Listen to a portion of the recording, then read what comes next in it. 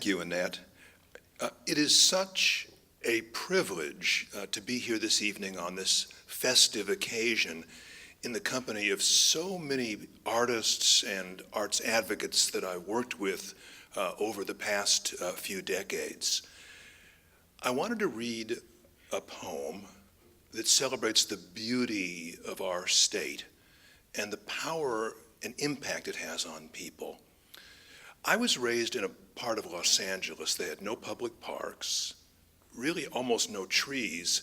My parents were poor people with multiple jobs. We never took vacations. And I never honestly saw nature until I went away to college, except, unless you count maybe Redondo Beach. But I'm not sure how much nature is left in Redondo Beach. The experience I'm describing is I drove north of the San Francisco Bay almost, I think, for the first time, and I found myself with a young woman with whom I was in love. The love, as the poem will indicate, never went very far. In Sebastopol, in the spring, in an apple orchard. This is a love poem addressed to this woman 25 years later, called The Apple Orchard. You won't remember it. The apple orchard we wandered through one April afternoon, climbing the hill behind the empty farm.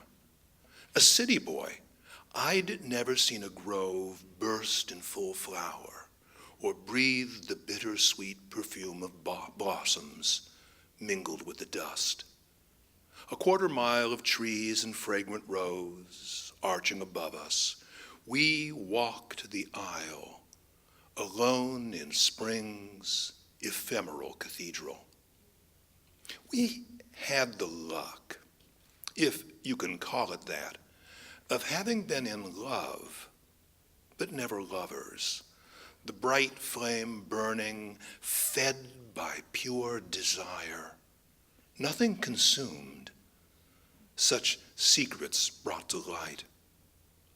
There was a moment when I stood behind you, reached out to spin you toward me, but I stopped. What more could I have wanted from that day? Everything, of course. Perhaps that was the point, to learn that what we will not grasp is lost.